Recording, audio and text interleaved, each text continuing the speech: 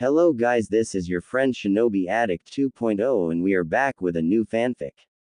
Which is what if Naruto's Stormy mission led to his island harem with Hinata, Kurenai, and Anko Part 1. And if you enjoy this fanfic then please press the like button and subscribe to my channel for more fanfic like this. And now let's start the fanfic. This is in the Shippuden timeline, so Naruto and Hinata are already old enough for this sort of thing. Along with the first Naruto movie as well as a bit of a backdrop, and I am taking the filler episodes into account as well. The wind was howling loudly and the massive amounts of cold rain were getting worse as Naruto managed to keep on moving over the ocean, using the walk-on-water technique as he continued to move onwards. The ninja of Konoha was sent out by Tsunade on another mission to Snow to get a diplomatic message to the leader Kazuhana Koyuki. The message pretty much was to ask on an update on the situation in their region, pretty normal for the young ninja as he was looking forward to seeing his friend the princess, after not seeing her for so long. However, he was not working with his usual team for this mission.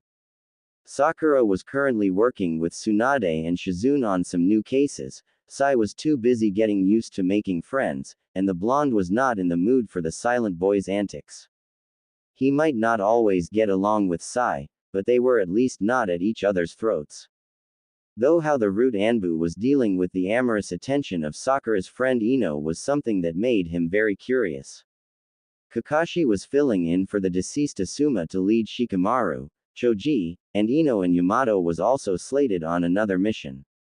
Tsunade admitted that she herself had doubts of letting him go out on his own, but since he knew the leader of Snow Country personally and had been a friend to the princess, he was a better choice for this mission, that and the training he had received under Jiraiya had helped as well. Plus his growing arsenal of jutsus and his refined use of his old and still effective jutsu, the Kage Bushin, made him capable for it even more. Besides, after hearing that he was going to Snow Country, he jumped at the chance to see the princess again. The only company he had, apart from his current resident the Kyuubi, was Hinata Hyuga. The heir to the Hyuga clan had been the only one who could accompany him as the others were busy on missions as well.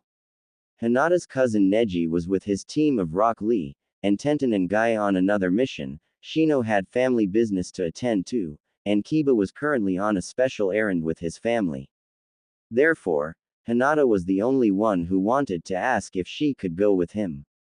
He didn't mind after seeing Hinata's skills and new jutsu, namely the one she used in the Baikouchu mission, and he knew that her Byakugan was more than helpful in this mission, just in case things got a bit hairy, though he made sure to protect Hinata as this would also be her first mission alone. She was a Hyuga, and the daughter of the current head and heir after all.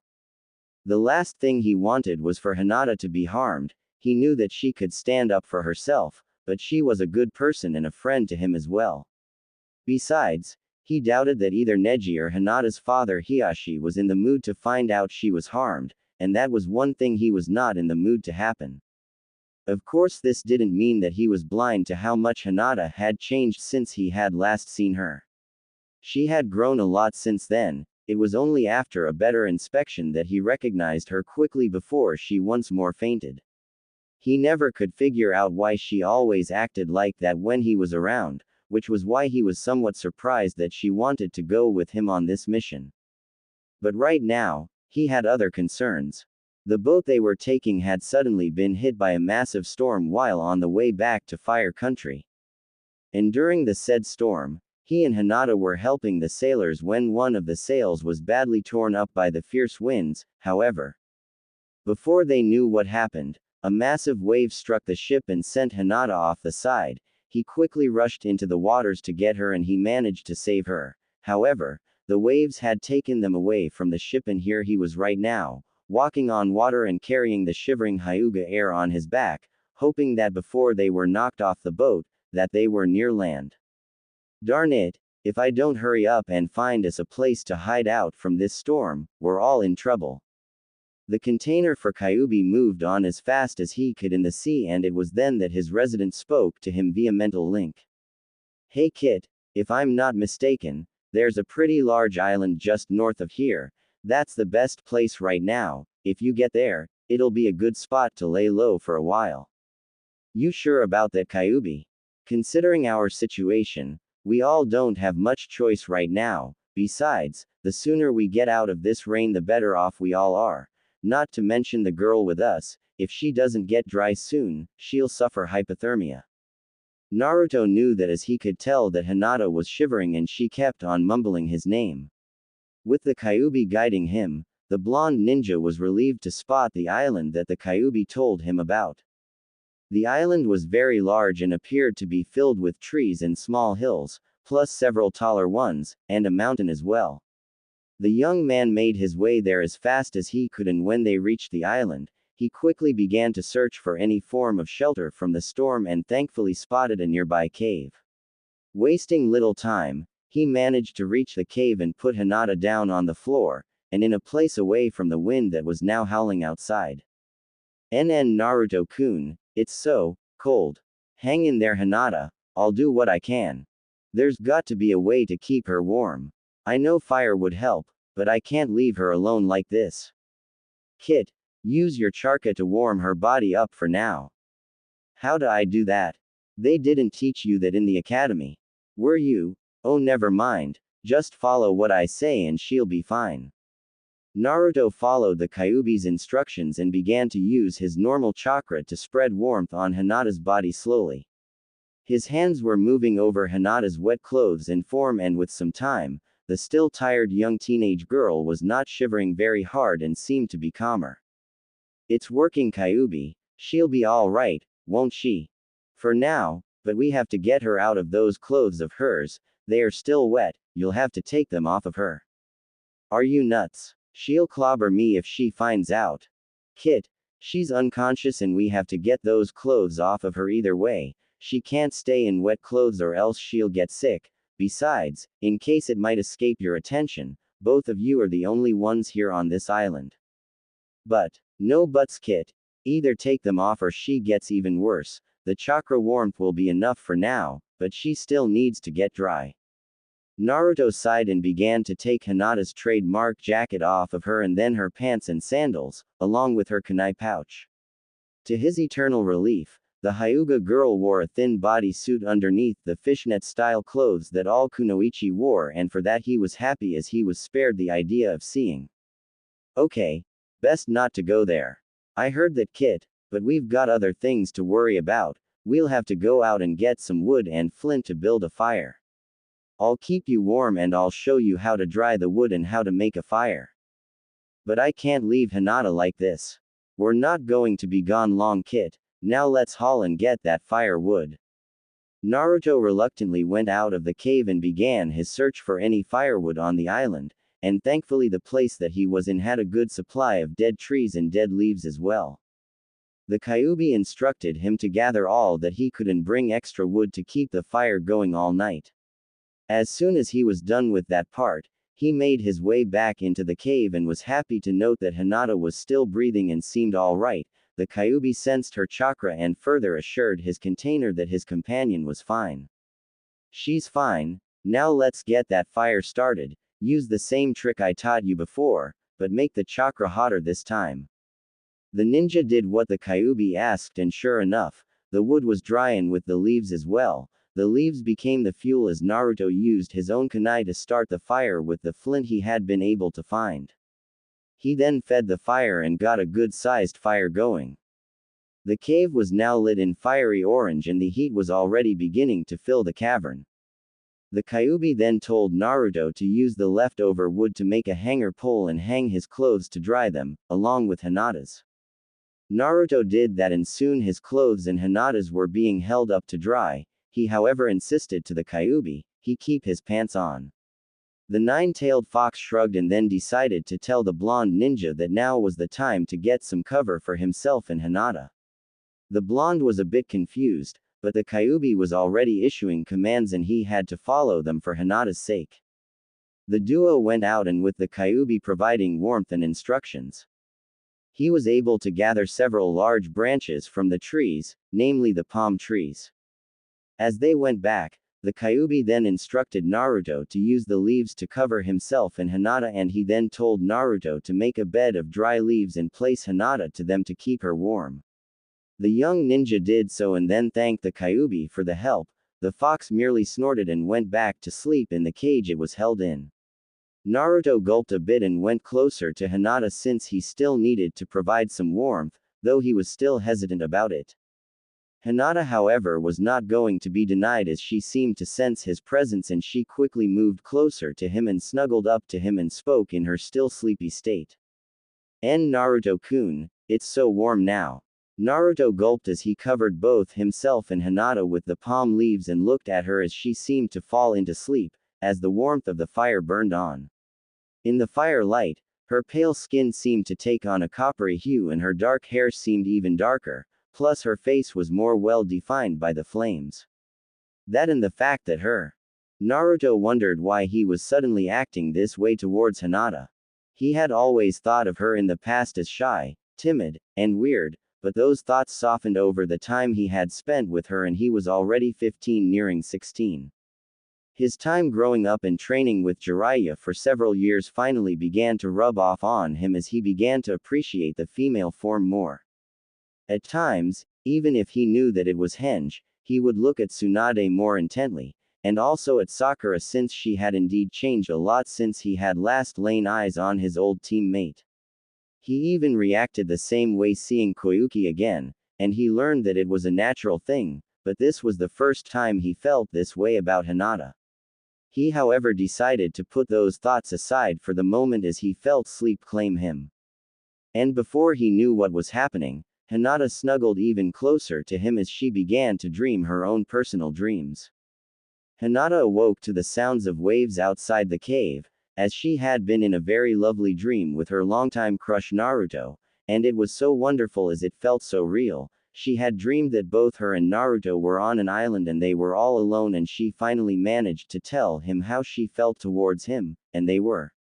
She opened her eyes and she gasped and blushed wildly as she found herself looking at the calm and sleeping face of her crush and very close to him. She couldn't help but stare at how peaceful her Naruto-kun looked right now, and a naughty part of her wanted to stay in her crush's arms, but her more innocent side told her not to. As she got up and looked out at the entrance, which was now in daytime, she began to recall just what had happened.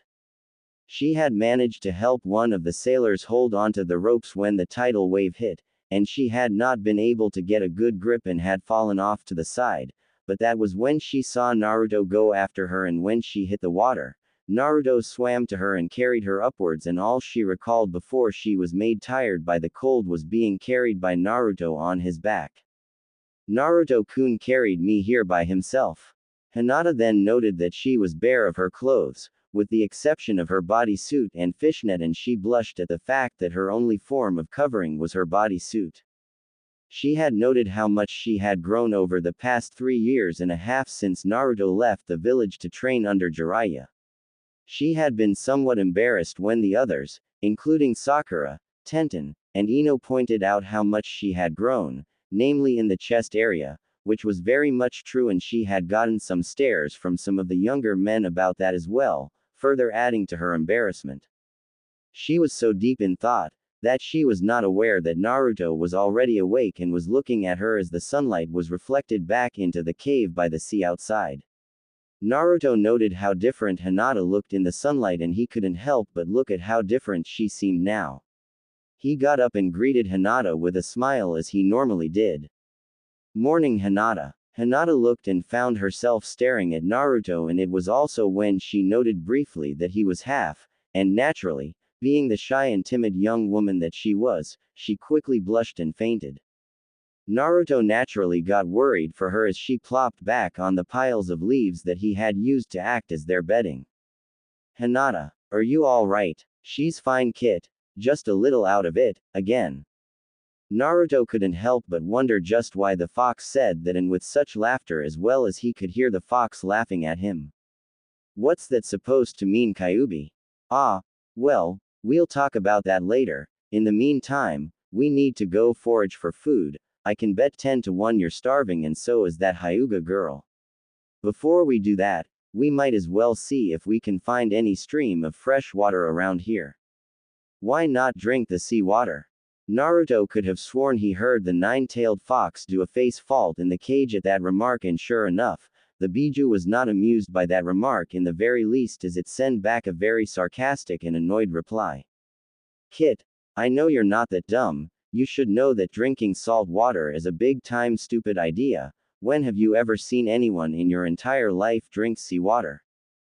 The two bickered a bit more as they went to look about and found a large river of fresh water that came from the mountain, and thankfully, the water was indeed fresh and moving as well, and cool no less. Thus it was ideal for drinking, cooking, and bathing. As soon as they did so, the Biju and the Jinchuriki went on to hunt and forage, with the Kyuubi teaching Naruto how to find edible berries and avoid the ones that were not good to eat for today and those that were not edible. As soon as they did so and took a good amount of the berries, the two then managed to find several healthy palm trees, and with the kunai he had, Naruto managed to climb upwards and get a few of the coconuts. That and the berries were enough for today, but the Kyuubi decided to help the ninja to hunt and catch some fish. The fish were fresh and seemed to be healthy condition, and that was enough. The Kyuubi then told Naruto to get a large stick, and with some vines, they were able to take their catches back to the cave. It was there that Naruto decided to ask the Kyuubi a question as to why and how it seemed to know all these things for survival. Hey Kyuubi, what is it, Kit? How come you know so much about these things? Kit, I've lived in this world for over 1,000 years. Long before your village or your ancestors ever existed. You honestly think that I didn't learn anything else apart from destruction, death and combat for that time? Give me some credit, Kit. Even if I am a malevolent entity with an appetite for death, combat, and destruction, I do have some other skills, you know. I see. Well, thanks. Without your help I don't think me and Hinata would be. Save your thanks, Kit. You are my container, and I rather doubt I'd like the idea of you dying early in this stage in your life. I did what I knew I had to do for my sake and yours. Thanks all the same. The Kyuubi laughed in its cage, and Naruto could tell it was having a cheeky, tooth-filled grin at him. Fine, you're welcome. Call me if you have any other things to take care of. Naruto then got the fire started, and he was happy to see that Hinata was very much awake again, and she helped him with preparing their food. The fish were cooked well enough, and the lovely smell of cooked meat filled the cave, and the two ninja dug into their food. The berries were sweet and juicy, and the two loved it, and they ate the fish slowly so as to enjoy the newly cooked meat. They then worked on breaking the coconuts and drank the fresh water inside of it. Naruto-kun. Naruto finished eating his fish and looked at Hinata, who was blushing at him, and she seemed to be rather concerned about something important. He wondered what that was about and decided to ask Hinata what was it she wanted to ask him. What happened last night? Naruto then began to tell Hinata about how she had been suffering hypothermia and he had to warm her up using his chakra. He then built a fire to dry their clothes, and keep them warm the whole night. All of which was very much true, as he had woken up on a few regular intervals to keep the fire burning and to check the clothes that they had with them to see if they were dry, not to mention check how she was doing. He quickly assured Hinata that he didn't do anything to her at all when she blushed bright red at the mention of him removing her jacket and pants. Hinata felt happy that Naruto had done all that for her and helped her out of the mess she had been in, and she promised to do her best to help him out while they were here. She then wondered on how they were going to find their way back to Konoha. Naruto-kun, how long do you think the others will find us? Naruto looked out into the sea and sighed. He wondered about that too. He hoped that the ship that they rode on made it back to port and was safe. If it was, then the sailors could send word to Tsunade Bachan that they were missing. Knowing her, she would do her best to find them and get them home. But if the ship had been too badly damaged, or worse, then he and Hinata would be here on this island for a very long time. He put that thought aside and kept his faith in the others back home and decided to help keep Hinata alive along with himself. I have no doubt they'll find us, Hinata, and I have no doubt that your father will do what he can to find you too. Why you think so? Naruto smiled and replied. I know so. Hinata smiled and agreed with Naruto as they finished their break fast. Later. Are you sure this island is safe, Naruto-kun? Hinata asked as she and Naruto left the cave to find out what they could about their island and see what they had to work with. The storm that had sent them overboard had pretty much passed on and the day was rather sunny and hot, normally ideal for beachgoers but not a comfortable thing to deal with for them right now. But they had to do it either way so as to know just where they were. They had taken stock of their tools earlier and thankfully, all of their kunai were still with them, along with several extra shuriken that they could use when the time comes. However, to Naruto's disappointment, he had lost his summon scroll for his giant shuriken and would have to get a new one to replace it once he was back in Konoha. His wallet was still with him, and thankfully he had a waterproof wallet at that. However, money was worthless in a place like this island and he missed eating ramen already, but pushed that aside in order to focus on what they had to do. The only way to know is if we look around Hinata. Come on, we can get a drink in the river nearby, the water's pretty nice there, cool and clean too. Hinata smiled and they arrived and true to Naruto's words, the water was cool and clean and refreshing to the two of them. They then began to explore the beach once more and found small areas where tidal pools had been made, and they saw different types of fish, both big and small moving about, along with other marine life. As they carried on, they decided to stop near a coconut tree and take some of the coconuts that were green and fresh looking down. As soon as they were able to get the water inside, they were able to drink and as well as they should as the heat was really something at midday. Wow, it's hot out here. Naruto said as he was forced to take off his black and orange jacket and tie it to his waist, while Hinata was blushing once more as she saw that the sweat that Naruto had on him allowed his dark white shirt underneath to cling to his body. She couldn't help herself as her eyes began to wander on the strong and hard-looking muscles that was on Naruto's chest, shoulders, arms, and torso, and she then looked at his face as he wiped the sweat from his face. Wow! Naruto-kun. Naruto-kun looks so strong, so handsome. Hinata then realized that she was now having naughty thoughts that began to fill her mind and it was also then that she noted that all the time she was looking at him without any modesty, he was looking back at her, very concerned. Hinata, are you alright? Do you have a fever or something? Your face is so red. Hinata tried not to lose herself as Naruto began to close in towards her, his concern for her well-being in his deep sky blue eyes. The same eyes that haunted her dreams every night when she went to sleep. She wanted to do something, anything right now, but her feelings for Naruto were so strong now that she couldn't help herself as she sat there frozen. In truth, she was fighting the urge not to lash out at him reflexively or to faint either.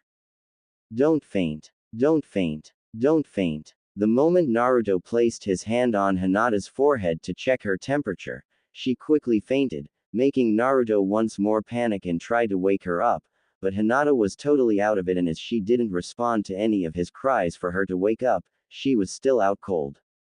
Naruto was in a panic. He hoped that nothing bad had suddenly happened to Hinata, and despite his growing discomfort with the idea, he placed his hand on her chest, to find out that her heartbeat was fine and she was alright. However, it was also when he noted that his hands were too close to Hinata's, which he knew had grown a lot since he had last seen her. He then felt this strange feeling of attraction in the pit of his stomach as he looked at Hinata. Why the heck am I feeling this for Hinata? It's natural, kid. There's nothing wrong with that. Actually, I was beginning to wonder just when you were going to finally get attracted to her anyway. What the heck is that supposed to mean, Kyuubi? The fox couldn't help but shake its head at the sheer amount of naivety that his container had. Like everyone else in the village of Konoha, the nine-tailed fox knew quite well on the crush that the Hyuga heiress had on his container. And truth be told, it provided him with a measure of amusement while he was stuck in the young man's body. He found it rather funny at how oblivious the young blonde was to the mountain-sized crush the young woman had on him. But at times, it did get annoying to him that Naruto was like a block of cement when it came to Hinata's affection. Of course, He knew about Naruto's attraction to Sakura Haruno, and while he was impressed with how determined Naruto was to protect his teammate, he didn't think that they would be a good couple for a while. Though the relationship between the two had grown somewhat, he was still convinced that the Hyuga heiress was a better choice for his container. Besides that, he believed that Naruto and Sakura were better off as friends. He didn't disapprove of Sakura, considering her healing abilities were good and so was her strength in combat, not to mention her growth as well. The nine-tailed fox then decided to test the waters, so to speak, as he then spoke to Naruto. Let me put it this way, Kit, she likes you, a lot if I might add, and she's becoming even more attracted to you. Now the reason why she just decided to take a nap is because she's very much trying not to faint at you being close to her, since you have quite the effect on that white-eyed girl, and for a very long time since you both were younger. Ain't first love grand? Naruto was stunned at that announcement. He had always considered Hinata as a good and kind person for a very long time, after he had seen her stand up for herself against Neji all those years before. Back then he thought she was a weird, timid, and quiet girl, but he liked her for being a kind, strong, and generous person. He then recalled the times she would seemingly step out of her timid nature to help him on. He then spoke to the nine-tailed fox. How can I be sure you're not pulling me by the leg? There's no way Hinata would ever like someone like me. HMPH. Kit, you have no idea how wrong you are. She's always had a crush on you ever since you were still in the academy, and she might not say it, but she's always tried to support you from the shadows. She's just too shy to say anything to you point blank, but she does try to show you how much she likes you, or have you forgotten those times already? Naruto then thought back at the times Hinata was by his side and then recalled that every time she had been close to him, she would blush bright red, and it was then that he began to realize how much Hinata acted around him. But he still doubted that she would like him, considering his resident inside of him. I doubt she'd like me, Kyuubi, as soon as she find out about me, right? You do have a good point there, but that's up to her, Kit. She had those feelings for you for a very long time, so it's entirely up to her if she will stand by you once she finds out about me, and it's naturally up to you if you're going to tell her someday. By the way, I recommend you do take off the jacket she has, before she suffers heat stroke. In a place like this, heat stroke's a pain to suffer. And crush some of the coconut meat so you can get the oils. If I recall right, the oils are good sunscreen. Oh yeah, she's waking up right now. Hinata woke up and saw Naruto looking at her with concern and realizing that she had fainted yet again and apologized as she then took off her jacket, even as she blushed at the idea of being in her bodysuit before Naruto. She then followed Naruto's actions of crushing the coconut meat and using the oils to shield themselves from the sun. Afterwards, they went on to hunt and forage for food around the beach and into some of the forested areas of the island. Later near the beach, they were able to harvest several coconuts, some fish, berries, herbs, wild vegetables, some wild birds, and rabbits as well. As soon as they got the fire going, they built some shade in the sun and cooked their lunches, removing the scales of the fish with their kunai, and skinning the rabbits and then removing the bird feathers. As they finished cooking their food properly so to avoid food poisoning, they looked at the beautiful beach before them and the warm air and began to eat their food. Naruto wished that he was able to get supplies from the ship, but the blonde was thankful that the food was all right and at least he had company as he then looked at Hinata who ate her food daintily, still not sure whether to believe that what the Kyuubi told him was true. Hinata came from a noble clan and no doubt would have been asked to marry a good shinobi of her father's approval. There was no way she could ever be asked to marry someone like him or even like him. But as he thought about the times he had been close to her, she seemed kinder and more friendly around him despite her shyness, and now that he thought about it, he actually was beginning to find her times of blushing to be rather cute. But still he doubted that her father Hiyashi would ever approve of him being close to Hinata, and no doubt Neji would beat the living tar out of him if he tried to make the moves on his cousin. He put that aside and they began to talk about things while they watched the beach and the gentle waves go by. Hinata asked him shyly what happened to him for the past 3 years ever since he left the village, and he asked how she had been. He was surprised to hear about how things had changed for Hinata while he had been away. She and Neji were friendlier to one another now. She was in good terms with both her father and sister, and that was good thing to know for him. As he told her about his own travels with Jiraiya, she blushed and laughed at some of the funny things he told her, and she also seemed eager to hear about his adventures for the past few months after they had worked together. As the day wore on and they finished their lunch together, they decided to go for a bath in the river. Naturally, Naruto left Hinata to take her bath in private. There was no way he was going to peep at Hinata. She would not like it in the least if she caught him peeping at her. Hinata enjoyed the cool water as she bathed while Naruto stayed a good distance away, but close enough to protect the Hyuga heiress as she bathed. However, it was indeed tempting for him to try and look at Hinata, and the Kyuubi certainly wasn't making things any easier as the perverted words of the Kyuubi filled his ears, along with some rather interesting images as well. Naruto clamped hard to silence his resident from his mind and was relieved that Hinata was done with her bath and allowed him to take his own. Hinata also was tempted to look at Naruto while he was bathing but thought better of it. She didn't want her crush to think she had become a pervert, though the desire to see just if the muscles she saw before were real. She wondered if Naruto had been peeping at her, and while a normal woman would have been ready to pound the offending man hard on the head, she was tempted to show herself to Naruto without him knowing that she knew that he was looking. But for now, she decided to take the time to check her clothes and to remove any leftover traces of salt since the salt would rot their clothes. She also made sure to take a look at Naruto's clothes when she had the chance. As soon as Naruto was done and they were fully dressed, both him and Hinata, the Hyuga girl approached her crush and spoke out her intent to clean their clothes of any salt that might be on them. Not only would it prevent their clothes from rotting, but also prevent them from being irritated by the salt. Naruto-kun, I need to, clean our clothes in the river. Naruto looked at Hinata as she was once more trying to avoid looking at him directly, and this time he saw the red in her face. Even though he was still not sure if he could believe what the Kyuubi had told him, he decided to get to know Hinata more to see if it really was true that she actually liked, or more, love him as what the nine-tailed fox said. Sure. Give me a minute. Naruto then took off his jacket and was now in his white undershirt and then handed it to Hinata and told Hinata that he would clean his pants himself. Hinata nodded as Naruto then went off to find food for their dinner. As she cleaned the clothes, she suddenly recalled her dream about her and Naruto being alone together and her getting the chance to finally tell him her feelings towards him. But the question on her mind was how she was going to accomplish that.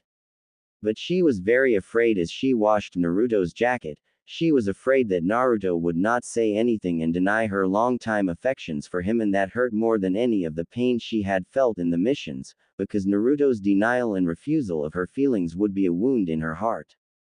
No, I have to be strong, I have to know how he feels about me. I have to, because I might never get another chance like this.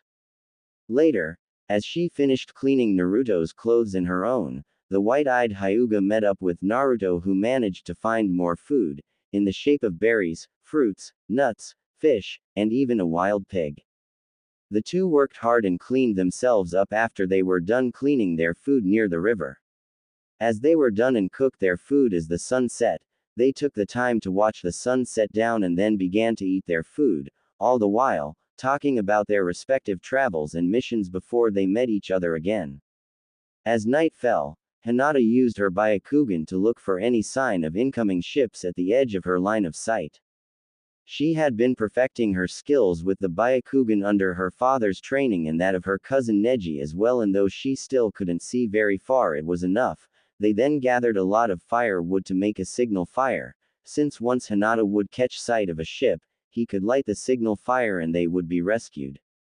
With that done and the fire fully protected and a good supply of fuel nearby, they made their way to the cave and made use of the rabbit skins they had with them. They were able to use the skins to make coverings for their bedding of leaves and to make it a bit more comfortable. As they were about to go to sleep, Naruto made the warming fire for them, and when he was sure that the fire would burn for a long time to keep them warm for the night, and he kept a kunai close at hand to defend himself and Hinata, just in case. Once he was done, both he and Hinata went to sleep, and unlike before, when Hinata, who was fast asleep due to being tired, would suddenly reach out in her dreams, he decided to let her hold him, in an effort to keep her happy, and as he also went to sleep, he began to find that feeling Hinata's sleeping form next to his own was nice.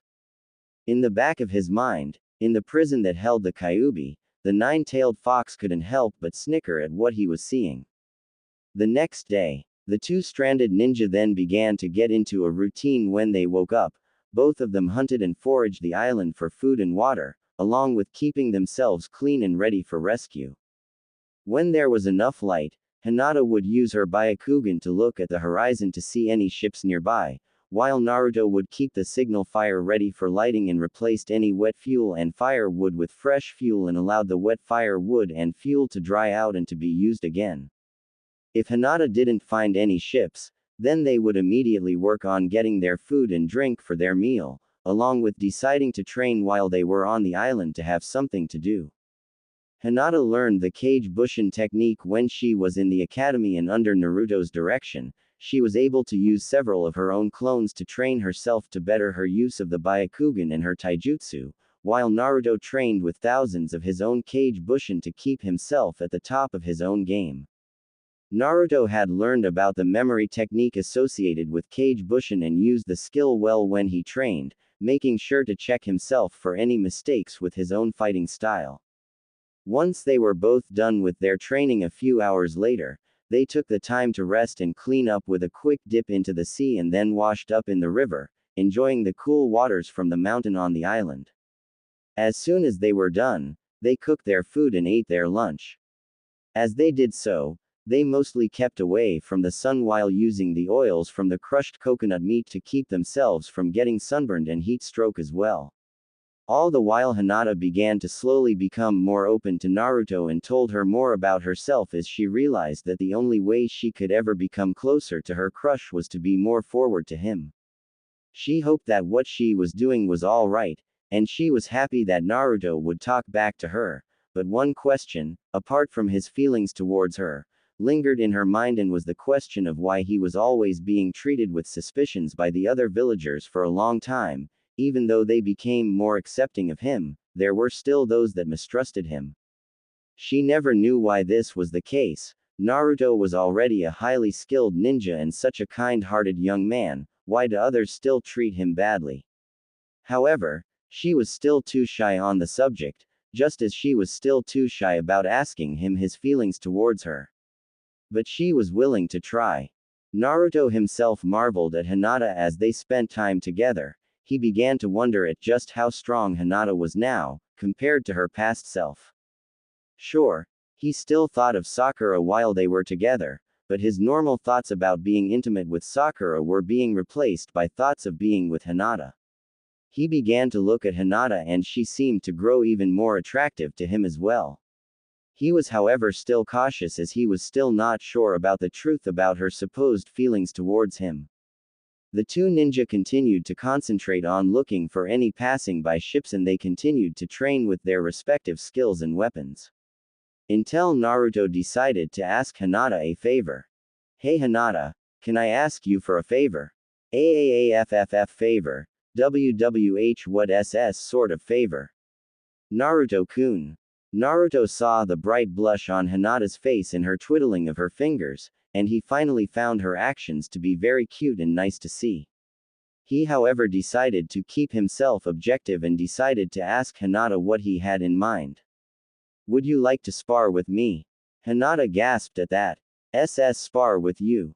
Sure. I want to see how much you've grown, Hinata, and now is as good a time as any before dinner, but only if you want to. Okay, you don't have to do it if you don't want to. Hinata nodded and replied as she knew that she should see just how Naruto had improved as well, and maybe see if she could improve while sparring with him. She took that thought to mind and slowly got into her normal combat position and activated her Byakugan. I'll try, I'm ready. Naruto nodded as he could tell that Hinata was ready for their sparring match and they began to fight one another. Naruto tried with a few straight punches and tried a spinning heel kick in mid-leap, aiming at Hinata's head, but Hinata ducked and retaliated with her own kick, forcing Naruto to block with his own hands and move back, avoid several of Hinata's attacks using the gentle fist style of her family. He knew how dangerous that style, recalling his fight with Neji before, and did his best to evade, or if not, he blocked them, but was careful to keep his distance. As they continued to move and fight, they were so engrossed that they didn't notice the heat of the sun, and as it began to set as well into the horizon.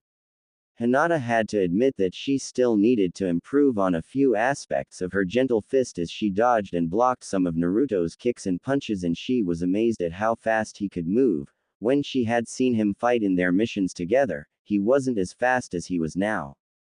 Naruto himself admitted that Hinata has certainly improved since he had last seen her fight, as he avoided her attacks, which were moving a lot faster than before and certainly were harder to avoid this time around. But he liked that. She had certainly changed from the shy girl that he knew years before. He was able to outpace her a bit in terms of speed, but she was certainly a lot faster than him. The two continued their sparring and were looking at one another carefully to assess each other's speeds and abilities as they began to get to their stronger attacks. Plus, this allowed them see each other at their best, and it was quite a sight for both of them as well. It was once said that when in combat one sees things in their foe that can tell him or her a lot about the opponent, and this sparring match was no different. Hinata saw how determined Naruto looked as he fought, and she was amazed at how handsome he was when he was at his best. She always admired him from afar, and now she was getting to see him in action herself as they continued to trade blow after blow and evade or block each other's attacks. And like any normal girl in front of her crush, she was feeling very happy. Even though she was still determined to show Naruto her growth as a kunoichi, still she felt hot as she watched him move, and her imagination began to play with the images on the back of her mind on how those muscles would move as they fought on. Naruto also noted how attractive Hinata was when she was fighting with all of her skill and determination, and he admitted to himself that she looked very much at her best as she continued to trade blow after blow with him. She looked very much an attractive woman as they moved and fought with one another with each blow, as he too was determined to see just how much Hinata had changed since he had last seen her and worked with her all those years before he went to train under Jiraiya for 3 long years, and from what he was seeing now, she had changed, not to mention he began to look at her form even more, and even when he did it to determine her moves he couldn't help but wonder how she looked without. Both sparring partners shook those thoughts out of their minds and focused on their match as the day wore on. And when night finally set in, both were tired and decided to call it a day. They however had plenty of leftover food and were able to reheat the cooked food and ate their remainder for their dinner, and Naruto complimented Hinata. "Wow, you've really gotten stronger, Hinata. I had a hard time just managing to try and hit you. You really must have been training hard since the last time we worked together." Thank you. I wanted to get stronger, just like I promised." Naruto smiled at that as he saw how cute Hinata was when she blushed and twiddled her fingers. "Well, you've kept your promise, and I think that you'll be a great ninja in a few more years' time." Thank you. As the two of them watched the moon rise over the sea and cover sea with a silvery glow, they then wondered just how things were at Konoha while they were here. And they once more decided to go back to sleep in the cave, with Naruto making the fire to keep them warm for the night, and they both went to sleep. The next day, no sign of a ship. Hinata. Naruto asked as he checked the fuel for their signal fire on the early morning once the two of them were awake. He had decided to later see what else they could find on the island on this day, as they had only explored a portion of the place, plus he might find some stuff that could be useful for them while they were still here. Hinata was using her Byakugan as she looked at the horizon and shook her head sadly. "No, I don't see any ship yet. I hope they find us soon, Naruto-kun." "Don't worry, they will. Come on, Let's go see the rest of this little island of ours. Hinata blushed but nodded as she followed Naruto to explore their little island. The two began to consider this island their own personal place as they stayed here for 3 days now and they wanted to find out anything about the island they were staying in until they were rescued. For the first time, Hinata was not fainting as she held her crush's hand as they both went to see the rest of their island, and saw large patches of flowers nearby, some that were safe and others that were poisonous. There were large trees everywhere and the hills naturally had fields of green grass over them, along with some of the hills being bare of any coverage. They arrived at the mountain and decided to leave that island alone for the time being as they looked about and spotted other animals in the area, namely wild pigs, rabbits, birds, and more as they looked about. They wondered why such a lush and bountiful island was not inhabited at all, but they found no sign of any habitation and any underground bases in this island at all. It was a perfectly deserted island and they were here for the time being until they were found. The two decided to take their time to explore the island and enjoy the solitude as well as this allowed them to relax a bit more in the feel of the cool breeze as it came from the high mountains, that no doubt had snow on the top of it. As they arrived at the hill that overlooked the whole island they watched the place and surveyed the island. This island, it sure is a nice place to be in, right Naruto-kun?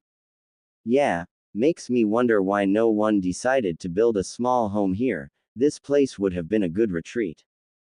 The two ninjas sat down on the fresh grass and took in the beauty of the island and took the time to think about other things just for today. Naruto was still intent on finding Sasuke and bringing him back to Konoha. While he knew that Sasuke was still after his brother Itachi, he wanted to make sure that his former teammate was safe and would at least, after he did deal with Itachi, he would come back home, though how that was going to happen and when was beyond him, but he kept hoping. For now, however, his thoughts on the matter were now being joined by his thoughts on Hinata and he began to think back on the times he had known the Hyuga girl.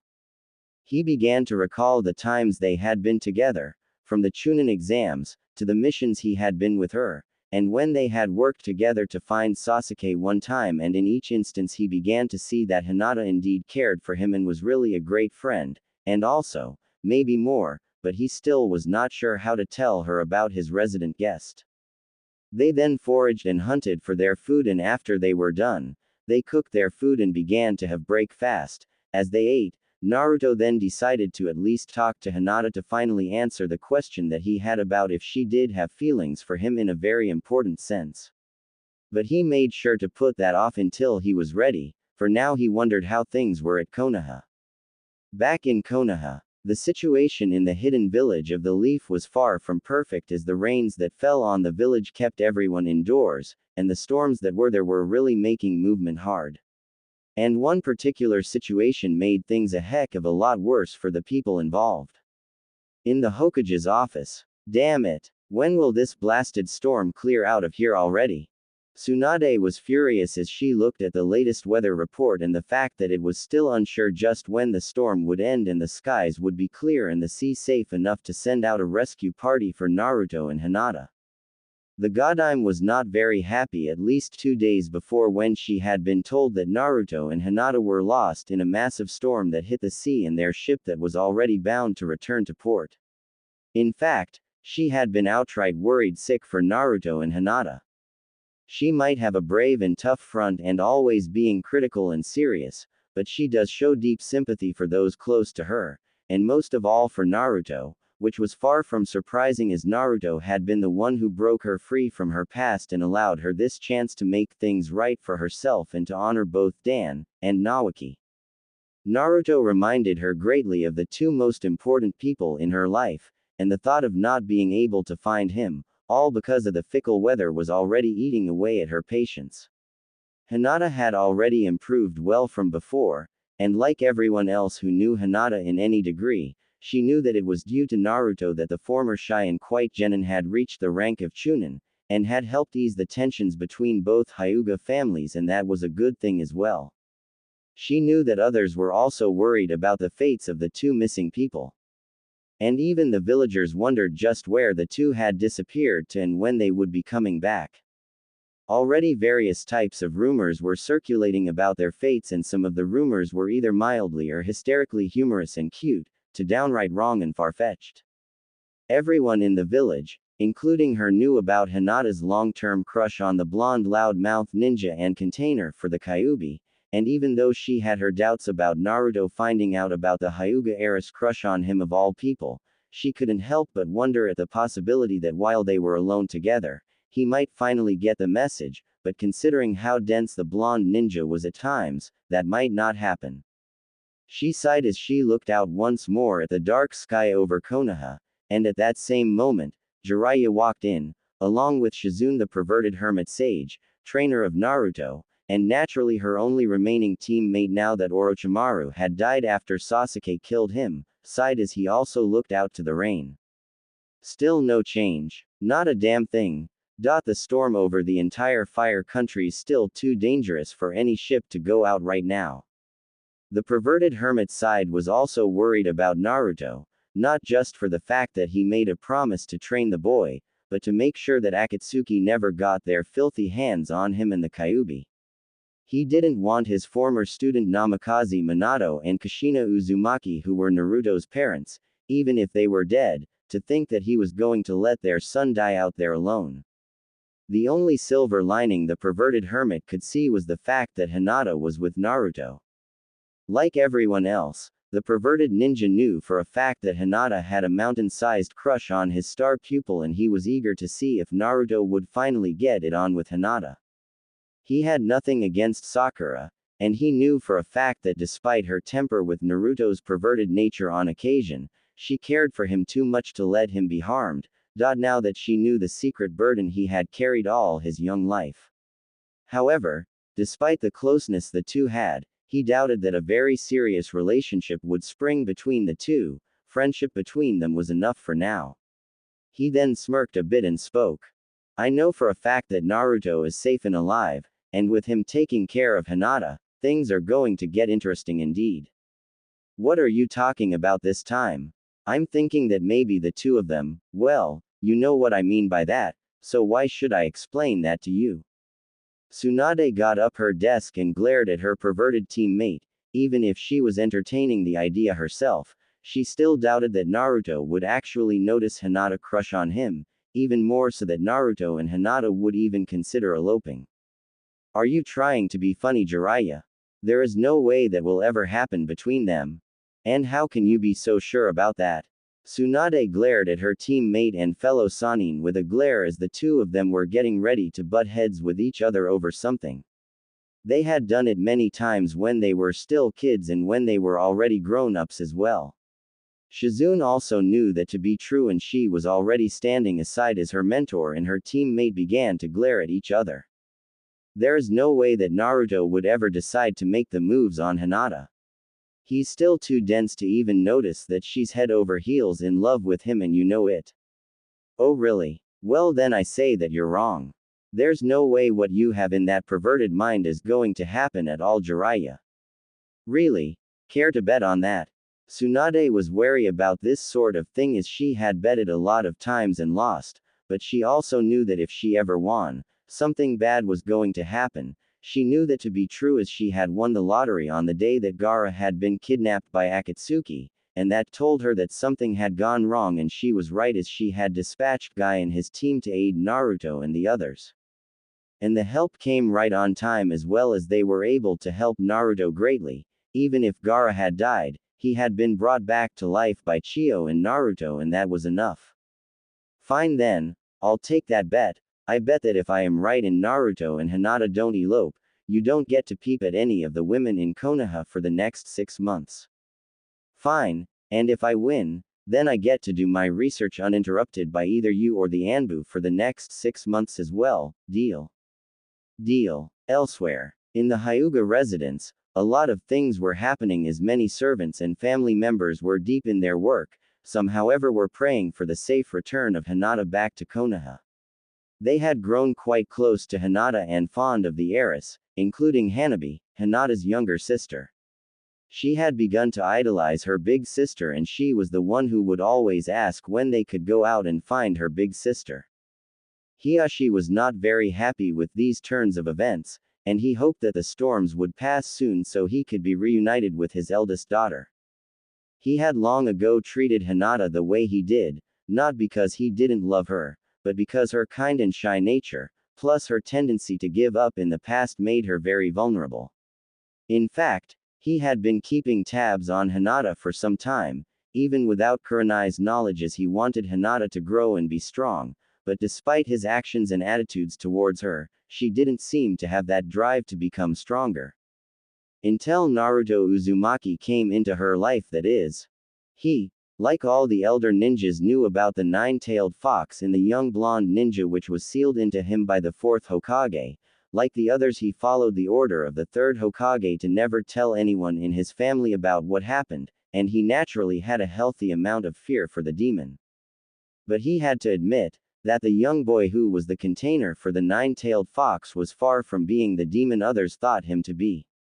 He, however, noted the very strong effects Naruto had on his daughter Hinata. He would have not allowed her having a crush on him had he not noted that Hinata began to train herself harder every day to try and impress both him and Naruto, but even then, she didn't have the courage to stand up for herself, and she nearly was reduced to tears by Neji when they fought against one another. It was only when Naruto told her to stand up for herself that Hinata fought with Neji seriously, and while Hinata had lost and nearly died, she had apparently gained the strength, acknowledgement, and support she needed to finally push herself to achieve and strive for the best.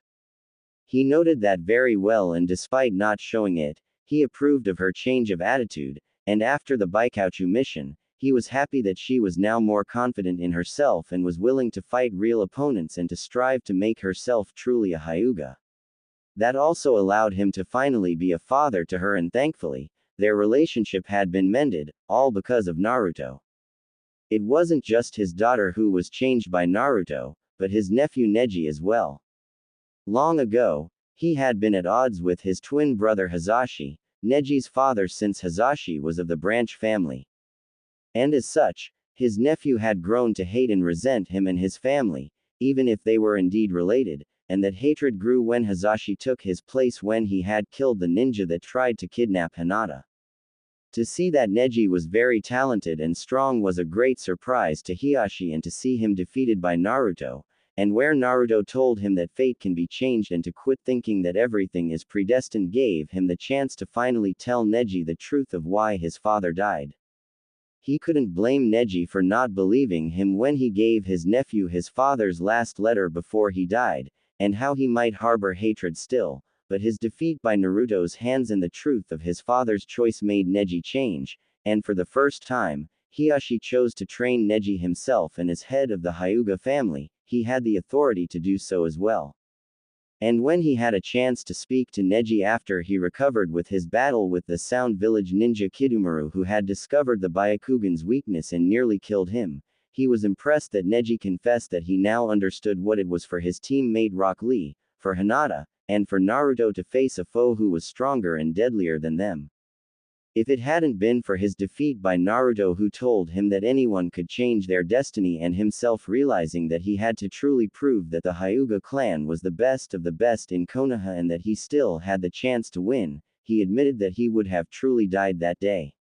It was Naruto who took him out of the darkness of his own making and made him see the light and break his own cage. In all that, Hiyashi knew that he truly owed Naruto Uzumaki a great deal of thanks for all he had done for his family, for his daughter, and his nephew as well. That was why he was hoping that when the storms passed over Konoha, he and the others would go out and find them both. Master Hiyashi. Hiyashi turned and spotted Neji as he arrived in the courtyard. The Jonin sat down next to his uncle and Hiyashi spoke to his nephew. "You don't need to call me that here, Neji. I'm sorry, uncle, I guess it's an old habit." "That's all right. Any new word on when the storm clears?" Neji sighed and gave his uncle the bad news so far. "There's been no change, I'm afraid to say. The storms are still keeping the ships in port, including the one that Tsunade-sama had charted for the rescue operations. It might take another day or more before we can find them." "I see. Then we must wait. both Hinata and Naruto are stronger than they were back then. Neji, you and I both know that, they will be alright. Neji nodded as he looked at the rain. Both uncle and nephew took the time to contemplate their own thoughts, until Neji decided to ask a question, which in his mind was of great importance. Like all the others, he knew about his cousin's deep-seated affection for Naruto, and while he didn't find anything wrong with them being close, he wondered how his uncle and Hinata's father would react if ever, Hinata and Naruto would. As much as he discounted the notion of that ever happening considering Hinata's innate shyness, and Naruto's obliviousness, he wanted to know either way on what his uncle's reaction should be if it did happen. Uncle, I'd like to ask you something. Go ahead, Neji. Well, I assume that you are aware of Hinata's, infatuation with Naruto. Hiashi broke a rare smile at that remark, and that surprised Neji as well, and he replied. Of course I have been aware of Hinata's crush on him. I've known for a very long time. Why do you ask? Well, I know this might sound, offensive. But if anything were to happen between Naruto and Hinata, would you approve of it? Hiashi couldn't help himself but smile at the idea. That was a very interesting question that his nephew put before him, and naturally he deserved to answer it as well. Hinata is her own person now, Neji, just as you are your own person as well. If that does happen, as long as Hinata is happy, then she has my blessing. Neji nodded and smiled at the thought. He had to admit that he was dying to see just how things would go between his cousin and her crush. By the way, Neji. Yes, uncle. How is your relationship with Tenten going? I heard that you actually asked her out on a date before all this happened. Is that date still going to happen? Now it was Neji's turn to blush. In the Ichiraku ramen stand. The business was rather slow today as Tuki and Ayame looked on at the rain that continued to fall down around the street that they had set up shop for a very long time. It's really depressing that Naruto's not around, isn't it? Ayame missed the young ninja, and she hoped that as soon as the storms passed, the village could go out and try and find him and Hinata as well. She missed the young man's antics and his patronage of their ramen shop. Yes, I really miss him here. The place seems too dull without him around. Tuki said as he missed the young ninja and his antics, not to mention the fact that he was their best customer. Konohamaru and his teammates were here frequently for the past 2 days, hoping to hear news of Naruto from the two, and even Ebisu, Konohamaru's ninja sensei, was concerned about the news as he knew how much the grandson of the deceased third Hokage respected the loudmouth ninja. I hope they'll be found and that the gods would soon move this weather. Ayame said, and then Tuki smiled as he had a plan. When he gets back here, I'm going to give him a very special treat. Just for that day of his return, we'll let him have all that he wants from the menu for free. In Kurenai's home, Yuhi Kurenai looked at the rain and wondered how her student Hinata was doing, and she hoped that the young Chunin was safe and sound. The red-eyed Kunoichi walked over to the picture she had with her students on her desk. In the picture was her standing behind Kiba, Shino, and Hinata, and smiled a bit as she recalled their times together. Normally she would be helping them when they were together, but with her son growing in her belly she had to take the time off as she needed to be ready soon when the baby would be born. At least Hinata would have a good friend to keep an eye on. She always had a soft spot for Hinata after she had been charged by Hiashi to take care of Hinata, and it did her heart good that both Hinata and her father were now on better terms with one another, and she was very supportive of her student's long-time crush on Naruto. She knew how great an influence the blonde ninja was for her student and how much Hinata liked him. To her it was very nice to see and know that Hinata was happy. Like all the other adult ninja, she knew about Naruto having the Kyuubi inside of him, and while she too had a very healthy amount of fear of the Biju in the boy, she saw things differently. Naruto was at first a clown, but after seeing him defeat Kiba, her opinion changed, and also his support for Hinata was very much welcome, and witnessing him defeat Neji with the Kyuubi's chakra without becoming a monster was a great sign, plus the other times she had known the blonde ninja. She however had another very good reason to be very supportive of Hinata's crush on Naruto. In her youth, She had a strong affection for the Yondaime when he was still alive then, and she had even been like Hinata when she once asked him out, but he had already been reported to have been married at the time, and while it made her sad, this allowed her to meet Asuma. Asuma was not a perfect guy, not like the Yondaime in her mind, but he was nice, despite his habit of smoking. She was sad when she heard that the Yondaime died and she met Naruto for the first time when he was a child. She was able to notice physical similarities between the young boy and the Yondaime, and when she saw him in battle, there was something about his ways of fighting that made her recall the Yondaime, and the fact that the Yondaime was married. Naruto may not be a total genius like the Yondaime, but he had heart and compassion, and in the same way as the Yondaime himself, and that made her wonder if Naruto was the Yondaime's son. She had asked Asuma's father, the third Hokage, about this fact, but Sarutobi replied with a smile that she should decide for herself what she thought and not let an old man's words be the base for her to decide on. That in her mind was enough to tell her that her thoughts on the Yondaime being Naruto's father were dead on. In truth, it was understandable that no one else might know that Naruto was the Yondaime's son. The Yondaime, Namikaze Minato, was quite the legend and was the greatest ninja of Konoha of his time and made many enemies. If they ever found out he had a family, there would be no end to the number of enemies that would try and kill them. And being the kind-hearted, compassionate, and selfless man that he was, the Yondaime would have wanted nothing to hurt his village or his family. That was why she supported Hinata in the Hyuga era's attempts to get closer to Naruto. Besides, the young woman would have made worse if she tried to have a crush on others anyway. She couldn't help but hope that Hinata was alright and that someday, she would finally be able to tell Naruto how much she felt about him. In the Yamanaka flower shop, Sakura and Ino were looking at the rain, along with their other comrades, Tenten, Rock Lee, Kiba, Shino, Shikamaru, Choji, and even for once, Sai as well. They were still wondering when they would be able to go out and find the two of their group of friends. They each had been very busy with their chores when they got word that Naruto and Hinata was lost in a storm at sea.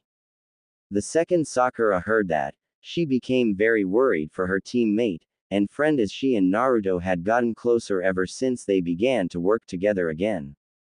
It was a bit hard for her to imagine Naruto being helpless, but she was not going to let any harm come to Naruto ever since she knew his secret. She had always wondered why he was treated differently and with such disdain and hatred by others, even when she was young, after knowing what happened to him and his show of his emotional state during the mission to rescue Gaara before he was resurrected and afterwards. She may draw the line at his perverted side while denying her own, but when it concerned the dangers of him being killed by Akatsuki for the Kyuubi sealed inside of him and losing her best friend, she was not going to stand by and do nothing. With that in mind, Sakura began to pace, and while the others understood her state of mind, they were getting rather distracted as Sakura continued to pace in the flower shop back and forth over and over again for the next few minutes. Even Shino was getting distracted. Ino naturally decided to get into the act and speak to her friend. Sakura, calm down, pacing back and forth isn't going to help, you know. I know, it's just, I can't stand doing nothing here. Naruto's out there along with Hinata and lost at sea. Gods only knows what's happening to them out there. I really worried right now. Worried about them. Hinata and Naruto will be fine. Naruto's certainly changed a great deal since I saw him take down that Akatsuki guy with that new jutsu of his, plus he's been trained really hard, you know. He'll be fine, and so will Hinata. She's a lot stronger than she was before, you know. Sakura sighed at that and looked at Ino, who was close to Sai, and she naturally replied. I know that, but that certainly doesn't make things easier. Naruto might still be the same, but he has grown up a lot from the old Naruto we all knew back in the academy, you know. The others nodded at what Shikamaru said, as they all knew just how different Naruto was now from before. However, it still made them wonder that if Naruto and Hinata were still safe and alive, what exactly was happening to them right now. The only one who naturally didn't know anything about the Hyuga heiress' longtime crush on the blonde ninja was naturally Sai, since he was not from the Rookie 9 group that made up Shikamaru, Sakura, Choji, Ino, Kiba, Shino, Sasuke, and naturally Naruto and Hinata. The only one to bring it up was naturally one of them, namely Ino. Do you guys think that maybe Hinata might finally, well tell Naruto about her long-time crush on him? The others looked at the blonde Kunoichi with some surprise, and then, the gloomy atmosphere was replaced by smirks and chuckles at the thought of what was happening right now with Naruto and Hinata. The only one who didn't understand was Sai, and he naturally decided to find out just what they were talking about. What does that mean? And why would Hinata, who's the Hyuga clan heiress, have a crush on Naruto? Does she intend to hurt him in some way? The others looked at him with some surprise, and Sakura decided to explain to her teammate Sai just what was it they were talking about, just in case Sai got the wrong impression about Hinata. Hinata likes Naruto, ever since she first lay eyes on him back in our academy days and all the way to now, and she likes him, however she's too shy to say anything to him about it, no matter how many hints she sends his way. I don't know exactly why he doesn't notice. Maybe because he only has eyes for Sakura. Kiba said as he patted Akamaru's head. Ino had allowed the massive dog into her family shop as long as Akamaru didn't suddenly shake his fur and soak them with the remaining water on his body. The others noted Kiba's comments and also noted that, while Sakura sighed as well. She knew that Naruto really liked her, but she doubted that there would be a relationship between them. There was a lot of history between them, and she knew that she couldn't look at Naruto that way, not after how she used to treat him. She preferred it better that Hinata and Naruto were the ones who got together, since Hinata really liked Naruto. I don't think we'd get along well. Ino raised an eyebrow at that statement and shook her head. How can you say that, Sakura? Since compared to how you two used to get along in the past, that is when you're not angry with him, you two seem to get along just fine, a lot better if I might add. Sakura sighed and replied at her friend's words.